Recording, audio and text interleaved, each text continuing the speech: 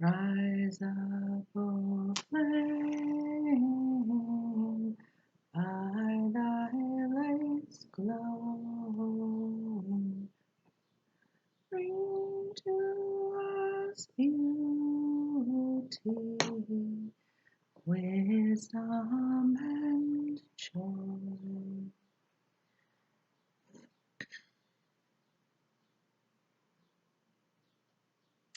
Once upon a time, Dame Nature, who can be everywhere at once, can herself see everything at once, and so she knows all the secrets of the plants and the petals and the wee creatures that make up the earth.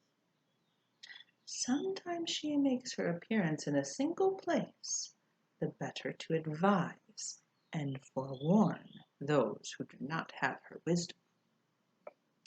Now once upon a time she took up her abode in a great hollow tree.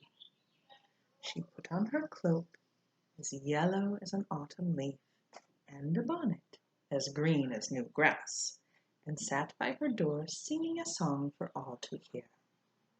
Ah, oh, wonder and woe, the things that I see, the things that I know. Among the many who heard her singing, and who stopped to listen, was a humble insect named Twig. Twig was a caterpillar who lived in constant fear of being eaten by the hungry birds that lived in the trees. As he listened to her song, he wondered if such a wise old dame could tell him what was to become of him. "Good day, Granny," said Twig when the song was over. Good day," said Dame Nature kindly. "What can I do for you, my child?" "I am only a caterpillar," Twig said meekly, "but I would like to be happy. As it is, I'm usually in such danger of being swallowed by a hungry bird that I can never enjoy myself. Even when there are no birds around, I am not very happy. My poor head is full of strange ideas. It seems I shall never be happy unless I can fly. It is all very sad, for of course I have no wings, and I don't know what is to become of me.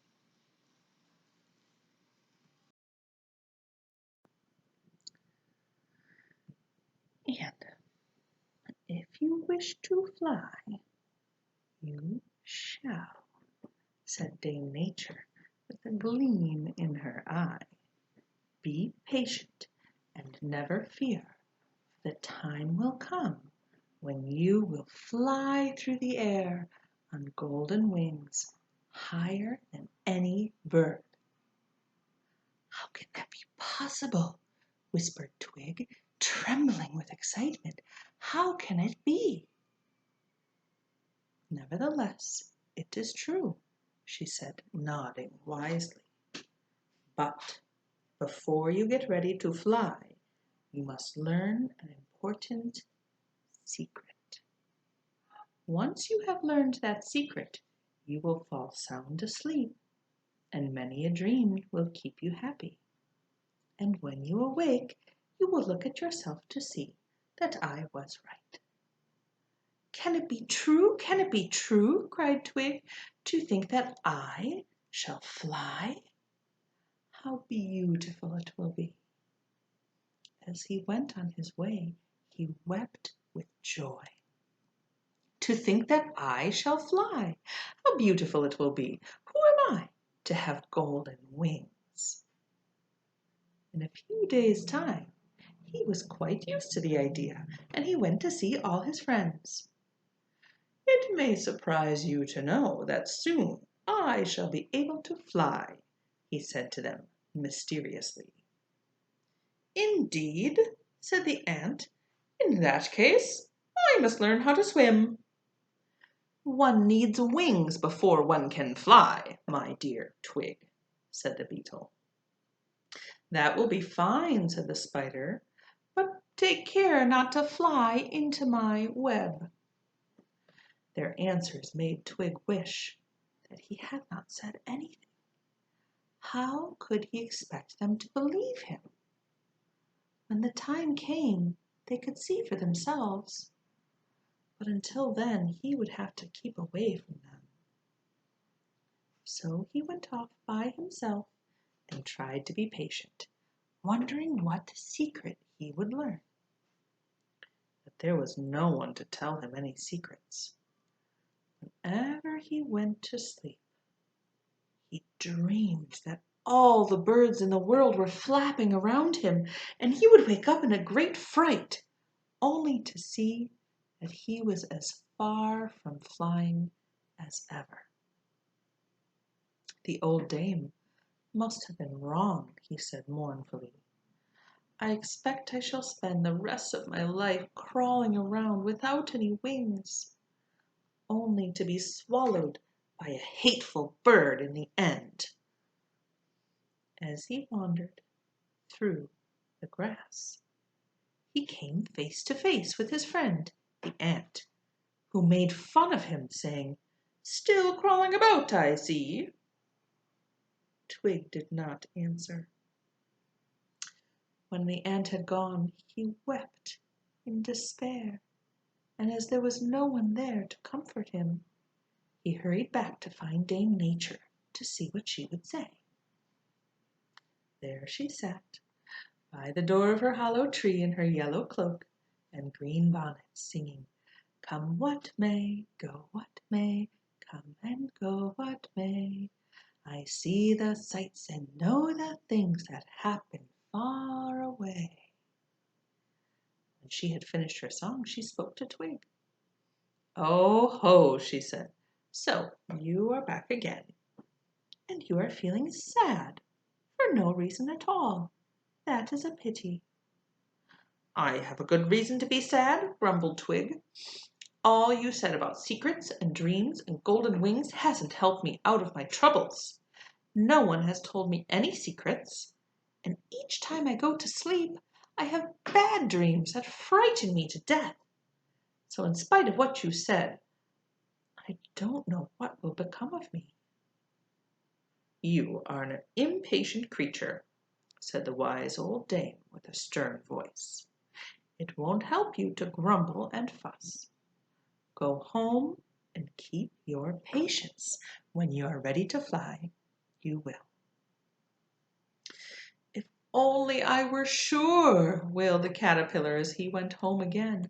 "I think it is harder to wait for things to happen than never have them happen at all."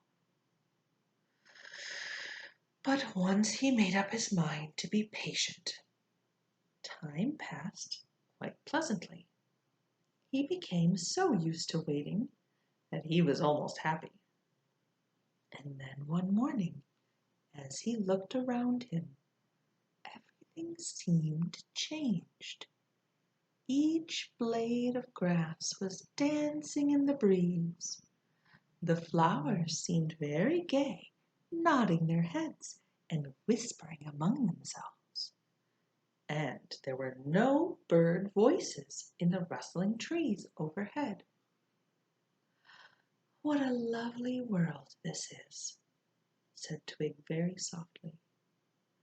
"I may be a caterpillar of no importance, but in my heart I am flying higher than any bird, and that is all that matters."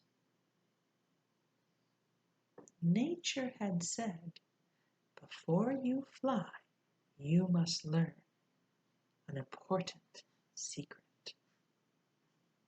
Now he was sure he knew what it was.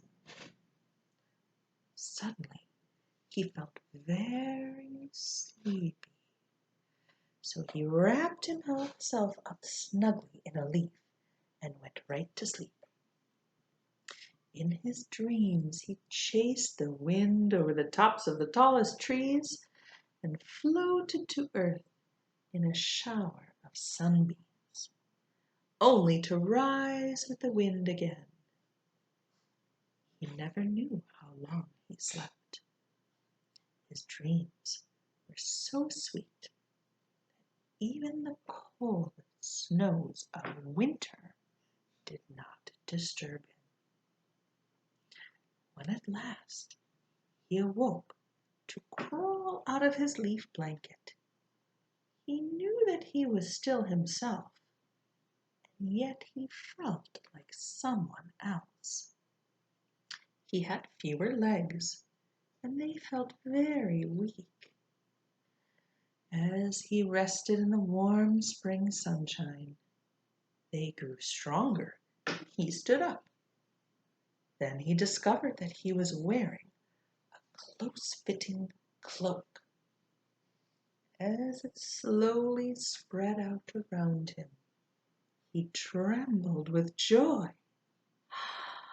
"How beautiful they are! How beautiful!" he whispered, fluttering his wings slowly up and down, while a sunbeam sprinkled them with gold.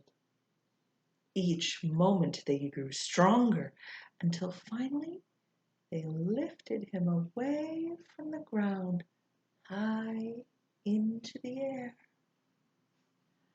He flew about very carefully, so as to get used to them, and then went straight to the hollow tree in search of his well-remembered friend, Dame Nature. And there she was on her doorstep, singing one of her songs. "Yesterday was, tomorrow will be, but they're one and the same to me. The dreams of kings and of smaller things are plain for me to see." "Good day, Granny," he said, when she had finished her song. Good day," she answered, "and what can I do for you, my child?" "I have come to show you my wings," he said, fluttering them gracefully before her. "They are such beautiful wings, but a bit hard to manage as yet."